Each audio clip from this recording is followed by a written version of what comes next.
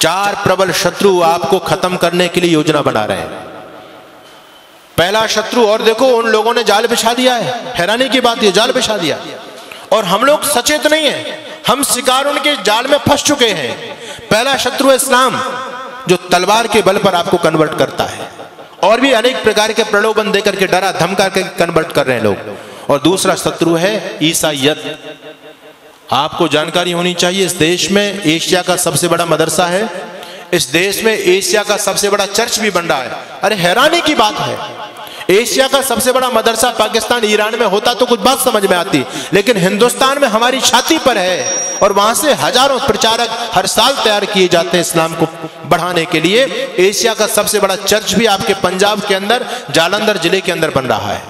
मैं पूछना चाहता हूं आपसे, जहां से इनके धर्म के प्रचारक तैयार होंगे, वो एशिया के सबसे बड़े बड़े सेंटर आपके देश में खुल चुके हैं। 2 लाख जमातें इस देश में काम करती हैं, 1 लाख पादरी इस देश में काम करते हैं। दिन रात एक ही लक्ष्य है, हिंदुत्व को खत्म करना। क्या आपके वो भी सेंटर हैं इस देश में जहां से आपके धर्म प्रचारक तैयार होते हो? बताइए मुझे। जहां से आपके धर्म प्रचारक तैयार होते थे, सारे के सारे गुरुकुल बंद, और बंद इसलिए हो गए हमारी उदासीनता के कारण। हम कोई भी व्यक्ति अपने बच्चों को गुरुकुल में पढ़ाना नहीं चाहता। हम तो स्वतः अपने आप खत्म होने के कगार पर पहुंच रहे हैं। हमारा समर्पण नहीं है जो समर्पण उन लोगों का अपने धर्म और संस्कृति के प्रति, हमारा बिल्कुल भी समर्पण नहीं है। 6500 विद्यार्थी वहां रहते हैं। मैंने कुलपति से पूछा, इनका खर्चा कैसे करते हो, निःशुल्क चलाते हो आप? कहते हैं स्वामी जी, हमारे यहाँ एक रिवाज है, हमारे यहाँ रिवाज है कि गरीब से गरीब मुसलमान यदि 200 रुपए कमाता है तो शाम को 20 रुपए पहले हमारे दीन के लिए निकालेगा, उसके बाद फिर 180 रुपए का प्रयोग करेगा, उसके बाद पैसा प्रयोग करेगा, वो पहले नहीं कर सकता। और हम कहीं दान मांगने के लिए नहीं जाते, परिवार के हिसाब से, परिवार में जितने मेंबर हैं महीने के हिसाब से सबका दशांश ऑटोमेटिक हमारे पास में आता है। कोई व्यक्ति महीने में दे के जाता है, कोई 2 महीने में देता, कोई 6 महीने में दे के जाता है, अपने आप दे करके जाते हैं। एक रिक्शा चलाने वाला व्यक्ति भी इस बात का ध्यान रखता है। उनका समर्पण आप देखो, आप खूब कोठी बंगले बना रहे हो, संपत्ति जोड़ रहे हो, लेकिन आपका भविष्य अच्छा नहीं है। वो लोग आगे बढ़ते चले जा रहे हैं। मैं आपको डराने के लिए नहीं कहता, मैं आपको सावधान करने के लिए आज बताना चाहता हूं। ईसाईयत इतनी चरम सीमा पर फैल रही है। पहले आदिवासी क्षेत्रों में थे ये लोग, अब विकसित राज्यों की तरफ, पंजाब हरियाणा जो सबसे विकसित राज्य हैं, उनमें लोगों ने डेरा जमा दिया है, पूरी तरह से डेरा जमा दिया। गांव की गांव, हरियाणा के अंदर कैथल जिले के अंदर एक गांव ऐसा है जो पहला गांव बन चुका है, और उस गांव के अंदर एक भी हिंदू नहीं बचा, सारे के सारे ईसाई हो गए, सारे के सारे ईसाई। 2 शत्रु प्रबल हैं जिन्होंने पूरी तरह से खत्म करने की योजना बना दी। यूरोप से आपको खत्म कर दिया, एशिया से आपको खत्म कर दिया। अब दोनों जो प्रबल शत्रु हैं आपके दुश्मन, ईसाईयत और क्रिश्चियनिटी, इन लोगों का ध्यान केवल भारत देश की तरफ है और उन लोगों का ध्यान केवल आप हिंदू लोगों की तरफ है। दोनों में प्रतिस्पर्धा हो रही है कि कौन ज्यादा से ज्यादा हिंदुओं का सफाया करेगा, कौन इनको ज्यादा से ज्यादा ईसाई बना पाता है या हम इनको मुसलमान बना पाते हैं। दोनों वर्ग बहुत बड़े टारगेट लेकर के आपके बीच में काम कर रहे हैं। तीसरा शत्रु है कम्युनिस्ट विचारधारा। ये इनसे भी ज्यादा घातक है, इनसे भी ज्यादा घातक इसलिए है कि हम इनको शत्रु समझते ही नहीं। क्रिश्चियनिटी और ईसाईयत को और इस्लाम को हम शत्रु मानते हैं, लेकिन ये जो कम्युनिस्ट विचारधारा है ये अंदर अंदर देश की जड़ों को खोखला कर रही है। उनसे भी ज्यादा खतरनाक है। इनका नाम शमशेर खां और ये नहीं मिलेगा, इनके नाम आपके ही नाम मिलेंगे, मारकंडे काटजू। नाम सुनकर के आपको लगेगा कि ये तो कोई ब्राह्मण है, अपना ही भाई है। नाम आपके हैं उनके, और काम सारे के सारे हिंदुत्व को खत्म करने के। और ये तो एजेंडा सबने अपना लिया है। पहले ईसाई मिशनरी जब इस देश में काम करती थी तो पहले धर्म परिवर्तन करते थे, नाम बदला करते थे।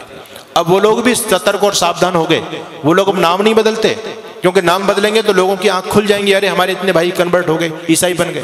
तो नाम वही रखते हैं लेकिन अंदर से धर्म परिवर्तन करा देते हैं, जिससे हम लोग गफलत में सोते रहे। आप लोगों ने छत्तीसगढ़ के मुख्यमंत्री होते थे, नाम था अजीत जोगी। नाम सुनकर के आपको क्या लगता है जी, कौन होगा? अजीत जोगी। आपको लगेगा कि हमारे आदित्यनाथ योगी का ही भाई होगा अजीत जोगी।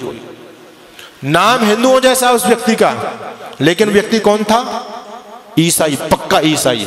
उस व्यक्ति ने सत्ता में रहते रहते लाखों लोगों को कन्वर्ट किया, और जब वो व्यक्ति मर गया तो ईसाई रीति रिवाज के द्वारा उसको दफनाया गया, उसका अंतिम क्रियाकलाप किया गया। मैं आपको बताना चाहता हूं, पंजाब के मुख्यमंत्री होते थे चरणजीत सिंह चन्नी, स्वाफा भी बांधते थे, साफा, लगते थे सरदार जी हैं, लेकिन कौन थे? क्रिश्चियन। यानी हम लोगों को गफलत में रखने के लिए, और मैं कहना चाहता हूं आपसे, एक व्यक्ति है इस देश में जिसको हमारे बहुत सारे भाई बंधु देश का प्रधानमंत्री बनाना चाहते हैं। नाम क्या है जी? राहुल गांधी। ठीक है, हो सकता मेरी बात से लोगों को कुछ मिर्च भी लगे। नाम है राहुल गांधी, लेकिन कौन है? धर्म से बताओ मुझे, क्या धर्म है उस व्यक्ति का? है वो ना मुसलमान ना ईसाई, वो तो वर्ण संकर खिचड़ी है। उसके दादा परदादा कभी मुसलमान थे, फिर उसकी माँ ईसाई थी, वो हिंदू तो है ही नहीं। लेकिन हैरानी की बात यह कि हिंदू उसको प्रधानमंत्री बनाना चाहते हैं। यानी हम जरा भी नहीं सोचते, जब इस ईसाई इस देश की सत्ता को अपने हाथ में लेगा, वो ईसाइयत को बढ़ावा देगा, हिंदुत्व को बढ़ावा देगा। ये सोचने की बात है। हम अपने स्वार्थ में इतने ज्यादा अंधे हो रहे हैं, आज राजनीतिक स्वार्थों में इतने अंधे हो रहे हैं। कोई अगर राजनीतिक पार्टी देश के लिए अच्छा काम भी करे, हमको उसका विरोध जरूर करना है। अभी इस देश की केंद्र सरकार ने एक योजना निकाली, अग्निवीर की योजना निकाली।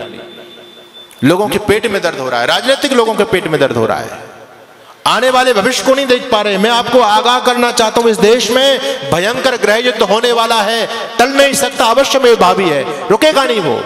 और उसकी उन लोगों ने तैयारी कर रखी है पूरी तरह से। उनका छोटा छोटा बच्चा बम चलाने में, पत्थर फेंकने में, तलवारबाजी में, चैनबाजी में एक्सपर्ट है। उनकी लड़कियां भी एक्सपर्ट हैं। आपके बच्चे क्या जानते हैं? एक ही बच्चा है आपके पास में, उनके 17 वो तो कहते हैं 2-4 मर भी गए, फिर भी हमारे पास 11-15 तो फिर भी बचते हैं, कोई हमको चिंता वाली बात नहीं। उनका बच्चा बच्चा एक्सपर्ट है। हमारे आदरणीय जो बुद्धिमान राजनेता लोग हैं, उन्होंने सोचा कि हम भी अपने बच्चों को कम से कम ये जो है आत्मरक्षा का चीज तो सिखाई दे। जब देश के हालात बदलेंगे तो कम से कम स्वयं की रक्षा कर पाएंगे, अपनी बहन बेटी अपने बच्चों की रक्षा तो कर सकते हैं वो लोग। इसके लिए अग्निवीर योजना चलाई गई कि हर एक बच्चे को सैनिक शिक्षा दी जाए। अच्छी योजना है, इसका विरोध नहीं करना चाहिए, इसका सम्मान करना चाहिए। हर बच्चे को ये सैनिक शिक्षा मिले, क्योंकि आने वाला समय बहुत भयंकर है। आपके घर में लाठी तक नहीं है, आपका बच्चा कुछ जानता ही नहीं है, आप कैसे उन विधर्मी लोगों से टकराओगे? एक सज्जन कहने लगे, अब हमको AK-47 रखनी पड़ेगी, बंदूक रखनी पड़ेगी, भाला रखना पड़ेगा, अपने घर में फरसा रखना पड़ेगा, लाठी रखनी पड़ेगी। अरे मैंने कहा, इतने हथियार के नाम तुमने गिना दिए, इन हथियारों को चलाएगा कौन? कोई चलाने वाला है तुम्हारे पास में? एक बच्चा है, उसको हमने क्या बनाना चाहते हैं? उसको DM बनाना चाहते हैं। वो लोग कहते हैं हिंदू इतना मूर्ख प्राणी है धरती पर, एक बच्चा करके अपने बच्चों को DM बनाना चाहता है। हम 17 बच्चा पैदा करते हैं, इस देश का PM अपना बनाएंगे। जिस दिन इस देश का PM हमारा बन जाएगा, DM कुछ नहीं बेचेगा, शासन हमारे हिसाब से चलेगा। क्या लोगों की योजना है? हमसे ज्यादा सोच रहे हैं वो लोग। आप एक बच्चा करके उसको सरकारी नौकर बनाना चाहते हैं, और वो 10 बच्चा पैदा करके सरकारी अपना बनाना चाहते हैं। बताओ किसकी योजना में ज्यादा दम है? हम तो कहीं नहीं ठहरे उनके सामने। उनका इतना समर्पण देखो। आपको मैं धन्यवाद करूंगा कि आज हमारे नौजवानों की संख्या है, यहाँ बच्चे भी आते हैं, बहुत कम उपस्थिति में आते हैं, लेकिन उनकी मस्जिद के अंदर आप जाकर के देखो कितने नौजवानों की फौज है वहां, क्योंकि वो उस काम को कंपलसरी समझते हैं। हम इस धर्म कर्म को, सत्संग को कंपलसरी नहीं समझते। हम तो ये समझते हैं ये हमारे काम का, बच्चों का क्या काम है इसमें, स्वयं हाथ हिलाते हुए चले जाते हैं। लेकिन वो लोग सारे के सारे समर्पित है अपने मिशन के लिए। इसलिए मैं आपके बीच में निवेदन कर रहा हूं, भयंकर आंधियां चलने लगी हैं, ज्वार को पैदा करो।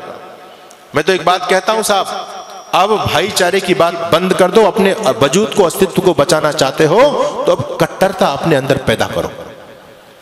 हम दुनिया से इसलिए खत्म हो गए, सारी उदारता की ठेकेदारी हम लोगों ने अपने ऊपर ले रखी है। बस तुम भाई भाई चिल्लाते रहे, वो तुमको चारा बना करके चाट गए। बड़ी हैरानी की बात है, आज भी लोगों की आंखें नहीं खुल रही हैं। ये राजनीतिक दल आपस में हम लोगों को लड़ा करके, ये तो नालायक लोग हैं, अपना उल्लू सीधा कर रहे हैं, लेकिन हम भोले भाले भाई आपस में लड़ रहे हैं। उनके षड्यंत्र को नहीं समझ पा रहे हैं पूरी तरह से। आप लोगों को अभी उदयपुर में जो हुआ, एक केवल ट्रेलर देखा है, फिल्म चलनी बाकी है। द कश्मीर फाइल आपने देखी है, ये 30 साल पहली घटना है। अगर इसी प्रकार से सोते रहे तो 30 साल बाद देखना गली गली में कश्मीर फाइल चलेगी। अभी उनकी आबादी केवल 25% है सरकारी आंकड़े के हिसाब से, और 25% रहने के बावजूद भी वो आपको सड़कों पर नहीं निकलने देते। रामनवमी का जुलूस नहीं निकाल सकते आप, हनुमान जयंती का जुलूस नहीं निकाल सकते आप। निकालने का प्रयास किया, क्या स्थिति हुई? आपके राजस्थान में बहुत सारे जिले हैं, आप वहां जाकर के देख लीजिए। हम 26 जनवरी 15 अगस्त पर तिरंगा यात्रा नहीं निकाल सकते। अभी वो केवल 25% है, तब आपको सड़क पर नहीं निकलने दे रहे हैं। जिस दिन 40 और 50% हो जाएंगे, आप लोग क्या सोचते हैं कि आपको अपने घर में रहने देंगे? वो संभव ही नहीं है। अपने अति